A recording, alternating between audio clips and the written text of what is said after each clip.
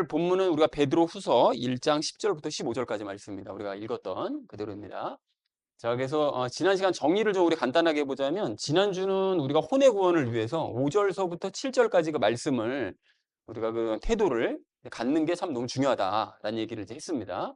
자, 그래서 5절서부터 7절까지의 모습이 만약에 없어요. 그러면 어떤 일이 일어난다고 그랬죠?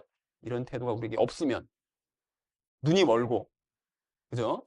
그리고 어디를 보지 못해요? 멀리 보지 못하고, 그리고 구원에 대한 확신도 품지 못하고, 이제 그렇게 된다고 그랬습니다. 기억나시죠? 예. 반만 기억나시는 것 같은데. 예. 그리고 5절서부터 7절의 모습은 있어요. 이게 넘쳐요. 그럼 이게 어떻게 된다고 그랬죠? 이렇게 되면 뭐 이거에 대한 반대의 모습도 물론 있겠지만, 개인적으로는 무엇이 있고, 개인적으로는 유익이 있고, 그리고 또 무엇을 맺을 수밖에 없다. 열매를 맺을 수밖에 없게 된다라는 얘기를 우리가 지난주에 우리 나눠서 썼습니다. 자, 그리고 우리가 예를 들었던 것이 이제 다윗이었는데, 다윗이 이제 많은 복을 누렸습니다. 그래서 복을 이제 누리려면 그 지난 그 사무엘 하 얘기를 우리가 이제 인용을 하면서 큐티했던 내용을 나눠서 썼는데, 다윗이 누렸던 복을 누리려면 다윗이 한 가지 행한 일이 있다고 그랬어요. 나는 이것을 결코 놓치지 않고 이걸 떠나지 않았다. 무엇을요? 말씀을 나는 떠난 적도 없고 놓치지도 않았다. 지켰다라고 했었죠. 그래서 다윗이 엄청나게 많은 것들을 이제 누렸었다라는 얘기를 우리가 예를 들어서 나눴습니다. 자, 그래서 이제 위의 것들, 그러니까 5절서부터 7절 말씀을 행하고 다윗처럼 말씀으로 지키고 떠나지 않는 이런 일들을 행해야 되는 게 맞는데, 열심히 해야 되는 게 맞지만, 죄 때문에 우리가 종종 나태해지죠. 삶이 늘 이렇게 한결같지는 않습니다. 이제 그럴 때 우리가 무엇을 기억해야 된다? 예수님의 무엇을 기억해야 된다? 예수님께서 어떻게 하실 것을, 이게 뭐죠? 예수님께서 재림하실 것을 우리가 기억을 해야 된다. 그래서 나태해질 때마다 예수님 곧 다시 오신다라는 걸 이제 기억을 해야 된다라는 얘기를 했었었죠. 자, 그리고 하나님께서는 죄를 곧바로 심판하지 않으신다고 그랬어요. 구약 시대 때는 곧바로 심판하시지만 신약 시대 때는 그렇게 하지 않으십니다. 왜 그렇죠?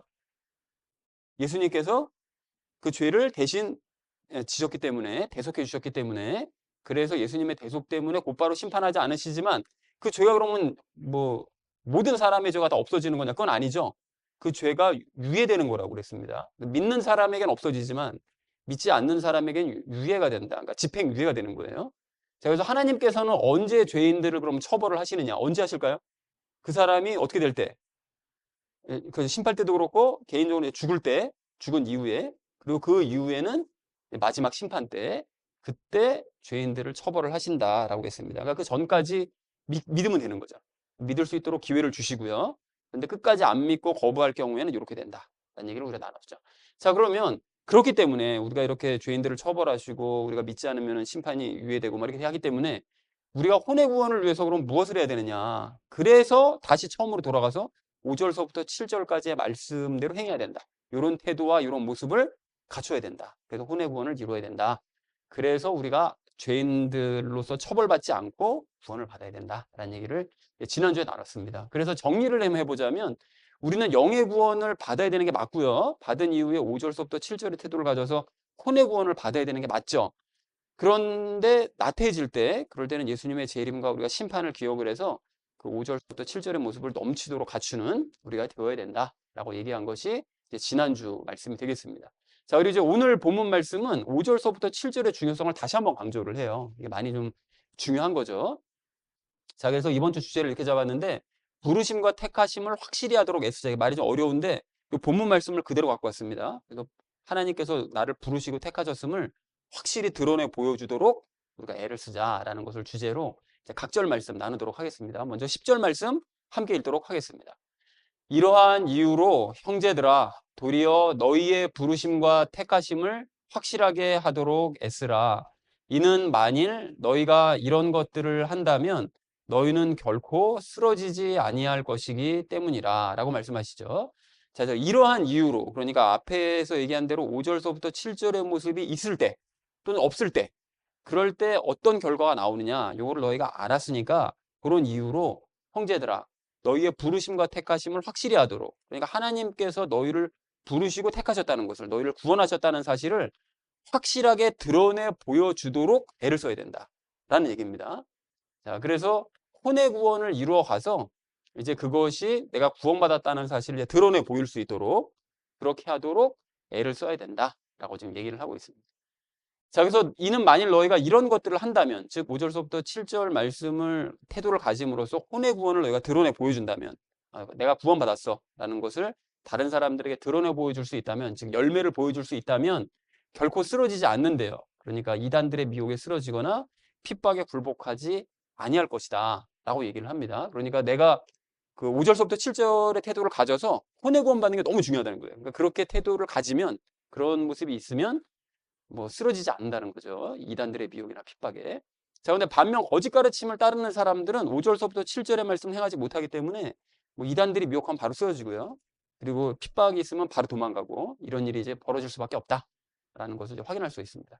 그래서 10절을 정리하자면 5절서부터 7절의 모습이 있을 때와 없을 때의 결과를 너희가 알았기 때문에 너희는 혼의 구원을 드러내 보이도록 애써야 된다. 너희가 이렇게 행한다면 너희는 결코 쓰러지지 않을 것이다 라고 얘기했다는 것이 10절의 의미가 되겠습니다. 자, 이어진 11절 말씀 함께 읽도록 하겠습니다. 이는 그와 같이 우리 주 곧 구원자 예수 그리스도의 영원한 왕국으로 들어가는 입구가 너희에게 풍부하게 공급될 것이기 때문이라 라고 얘기합니다. 이는 그와 같이라고 좀 약간 애매하게 번역은 되어 있는데, 이게 그와 같이 행하면, 문맥상 따져보면 이와 같이 행하면 이제 그런 뜻입니다. 자, 그래서 5절서부터 7절을 통해서 혼의 구원을 너희가 드러내 보인다면, 즉 너희가 열매를 보인다면, 너희가 예수님을 닮은 모습을 드러내 보여준다면, 그렇다면 어떤 유익이 있느냐면 예수 그리스도의 영원한 왕국, 어딜까요? 천국과 새 예루살렘이죠.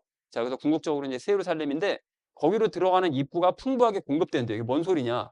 새 예루살렘으로 들어갈 수 있는 그 문이 너희에게 활짝 열린다는 거예요. 많이 많이 열린다는 거예요. 그러니까 새 예루살렘에 들어갈 수 있는 여러 가지 방법과 기회들이 끊임없이 너에게 제공이 된다는 거예요. 어떻게 할 때? 그러니까 예수님을 요렇게 행할 때, 그와 같이 행할 때 5절서부터 7절의 그런 태도를 가짐으로써 열매를 맺는 모습을 보여준다면 끊임없이 너에게 제공이 된다라고 얘기하고 있습니다. 11절을 정리해 보자면, 너희가 그와 같이 행하면 새 예루살렘으로 들어갈 수 있는 방법과 기회가 너희에게 풍성하게 공급이 될 것이다 라고 얘기했다는 것이 11절의 의미가 되겠습니다. 자, 이어진 12절 말씀 함께 읽도록 하겠습니다. 이러한 이유로 비록 너희가 그것들을 알고 있고 현재의 진리 안에 확고히 세워졌어도 항상 너희로 하여금 이런 것들을 기억하게 하는 일에 나는 태만하지 아니하리라 라고 말씀하시죠. 이러한 이유로, 즉 위와 같이 행해야 새 예루살렘에 들어갈 수 있는 방법들이 너에게 열림으로, 그러니까 혼의 구원을 이룸으로써 새 예루살렘에 들어갈 수 있으므로, 그러니까 너희들을 근데 이걸 알고 있죠. 우리도 다 알고 있고 현재의 이 진리 안에 확고히 세워져 있다 할지라도, 그러니까 복음의 진리 안에 너희가 확고하게 세워져 있다 할지라도, 그럼에도 불구하고 나는 이런 것들을 기억하게 하는 일에 태만하지 않겠대요. 그러니까 너희가 이 모든 것들을 알고 있고 복음 안에 확고히 세워져 있어도 나는 너희에게 이것을 계속 기억할 수 있도록 끊임없이 너희에게 부지런히 강조할 거다라고 얘기합니다. 왜요? 혼의 구원 받는 게 너무 중요한 일이니까. 그래야만 예루살렘 들어갈 수 있어요. 새 예루살렘 들어갈 수 있으니까 나는 계속해서 너희에게 잔소리할 거야. 결국 그 얘기입니다. 베드로가. 자, 그래서 12절 말씀을 이렇게 정리할 수가 있겠는데요. 너희가 이 모든 것들을 알고 있고 복음의 진리 안에 확고히 세워져 있다고 자부한다 할지라도 나는 너희가 잊지 않도록 끊임없이 이걸 강조할 수밖에 없다 라고 얘기했다는 것이 12절의 의미가 되겠습니다. 자, 이어진 13절 말씀 함께 읽도록 하겠습니다. 진정 내가 이 장막 안에 있는 한 너희로 하여금 기억하게 함으로써 너희를 각성하게 하는 것이 온당하다고 생각하노라 라고 얘기합니다. 이 장막 안에 있다는 얘기가 뭔 소리일까요? 이 장막은 성경에서 종종 개인적으로 얘기할 때는 이 육신이죠, 육신. 그러니까 내가 육신 안에 있는 한, 즉 육신이 살아있는 동안, 생명이 아직 붙어있는 동안 너희로 하여금 계속해서 기억하게 하겠다라고 다시 한번 강조를 합니다. 그러니까 5절서부터 7절과 관련된 것들, 그 태도를 가짐으로써 구원받았다는 사실을 드러내 보이는, 계속 예루살렘에 들어가는 수가 있다는 것을 계속해서 내가 기억하게 해서 너희를 각성하게 하는 거, 깨어나서 정신을 차리게 하는 것이 마땅한 일이라고 나는 생각한다. 그러니까 그걸 잊어버릴 만할 때쯤 되면 또 얘기하고, 잊어버릴 만할 때쯤 되면 또 얘기하고 해가지고 계속해서 너희를 각성하게 나는 만들겠다. 그게 올바른 일이라고 나는 생각한다. 라고 이제 베드로가 얘기하고 있습니다. 자, 13절 말씀을 정리할 수 있겠는데요. 내가 살아있는 동안 너희가 계속 기억하도록 강조함으로써 너희를 깨어있게 하는 것이 마땅한 일이라고 나는 생각한다. 라고 얘기했다는 것이 13절의 의미가 되겠습니다. 자, 14절 말씀 함께 읽도록 하겠습니다.